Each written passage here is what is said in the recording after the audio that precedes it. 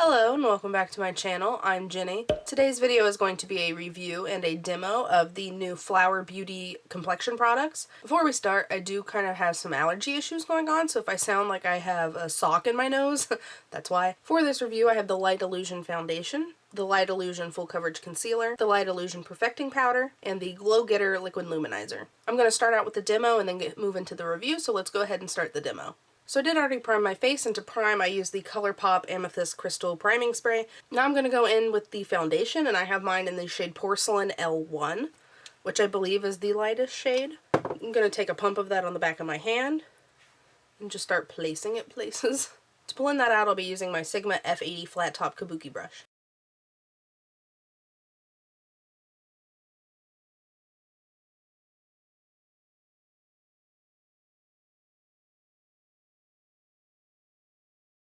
So now I'm going to zoom you in a little bit for the rest of everything because I feel like you should be able to see my face kind of close up so you can see what it looks like on my skin. This is what one layer looks like. That's about what I like to wear. It is buildable, but it kind of starts to get a little funky when you layer a lot on top, so you have to kind of be careful. But as you can see, you can still see like my blemishes through it, and obviously my freckles don't disappear or anything. So this is more of a light medium coverage, probably leaning more towards light. So now I'm going to go into the concealer, and I have the full coverage concealer in the shade L12 Fair, and I'm going to conceal as normal. I do like this doe foot applicator. It's kind of flat, and I'm going to just apply that under the eyes, on the forehead, down the nose, and on the chin. To blend this out, I'm going to use my favorite sponge that has never failed me, and that is the EcoTools blending sponge.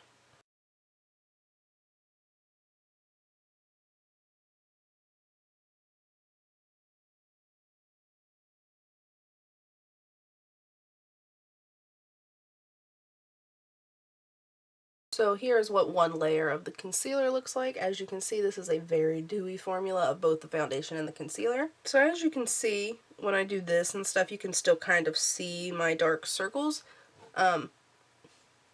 So I don't know, I've never been able to completely cover it because the more you add, the more it starts to like cake up and get heavy. So I don't know that this is necessarily completely full coverage. So now I'm going to go in with the Glow Getter Liquid Luminizer, and I have mine in the shade Champagne Shimmer 05, which is this nice pink shade. They have a gold shade too. So I'm just going to take a little bit of that. It is very pretty.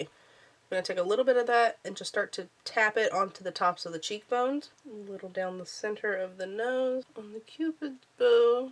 And then taking the smaller side of the EcoTools sponge, I'm going to blend that into the skin.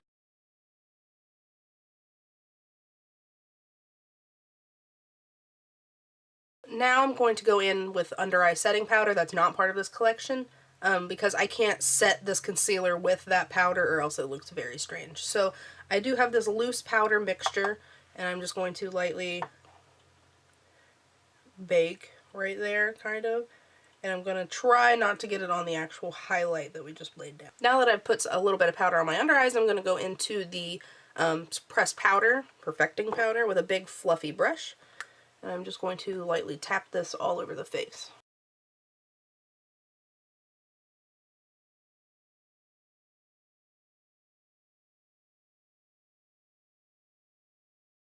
So here is the full face of, the complexion products.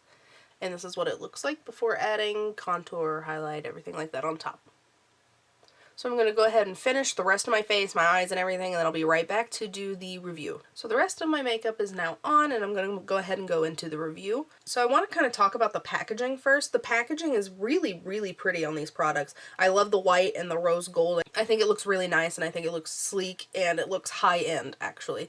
So first I'm going to review the foundation. You get 1 ounce of product in the foundation, and it is a luminous foundation. Right now, where it's still transitioning into spring, it's still not completely spring here in Southern Ohio. I am still kind of dry-ish, so I can pull this off, but I know once I start to get more oily towards the summer, I am starting to get more oily in my T-zone, so this is starting to not work for me as well. If you have dry skin year-round, I think that this would be a nice foundation for you. It does have SPF 18 in it. It says that it has a nude skin-like feel, and I don't know. I kind of agree with that. When I think skin-like, I think more of satin in between matte and luminous. I don't think straight luminous because usually, unless you're super, super oily, your skin's not naturally, like, glowy. Like, this makes your skin before you set it. It says it has buildable coverage, but I don't know that I agree with that. I do think it's more on the light medium side, but once you start to kind of build on it, it does kind of start to cake up. As for wear time, when you first apply it, it looks really nice, but it does not matter what powder I use, how much I set it. Right here in my smile lines and my chin where, like, you know, I talk and my skin's really active there, and I like chew on the inside of my cheeks, so like I get a lot of lines throughout this area with this foundation. It creases really bad through here. Everywhere else tends to look nice throughout the day, but right here starts to get really kind of creasy and strange no matter what powder I use. No matter if I bake, if I just set, it doesn't matter, it creases there. So for me, that's a downfall, but if you don't have an issue with creasing, I don't think you'll have an issue with this foundation. You can buy this foundation at Ulta for $13.99. I think I bought it for $15 at my local Walmart. I think that this is worth it if you don't have creasing issues and if you don't mind a light coverage. I think this is a nice foundation overall. It is. It's just not my favorite foundation. So now we're going to move on to the Light Illusion Full Coverage Concealer. I have mine in the shade L1 Too Fair. So this is what the applicator looks like. It's like a nice flat doe foot, which I think is nice to like spread the product out. It does have an interesting smell. It smells kind of like chemicals, which I'm not a fan of, but you don't smell it on your face. So that's a plus. I don't feel like this is full coverage. Now, that being said, I only blend my concealer with a sponge. I don't apply it with a brush or anything like that because I don't like the way that looks on my skin personally. If you apply this with a brush, I did just for giggles and to see how it would apply. It blends okay with a brush, and it is super full coverage with a brush. If you apply it with a sponge like I do, it takes away some of the coverage. So I do have to kind of put it on. You can keep layering, and then the more you layer, the heavier it looks. And I personally, I don't know if you can on camera, I can still see my dark circles under here.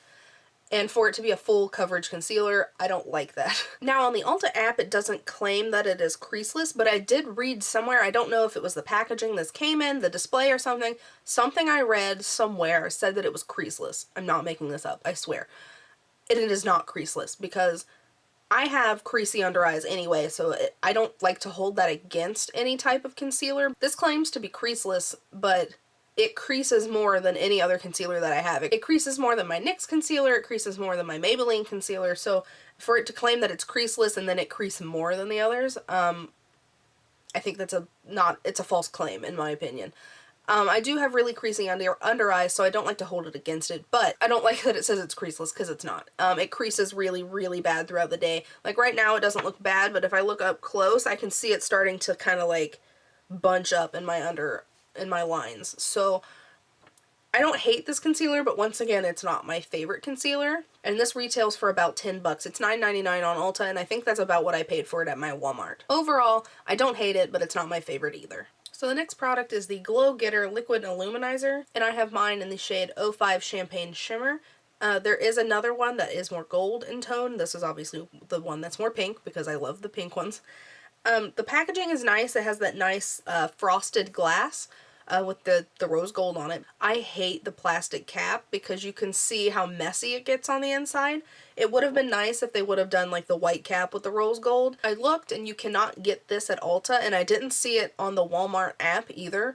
But you can get it at Walmart because that's where I got this. But on the Flower Beauty website, on their website it is $13.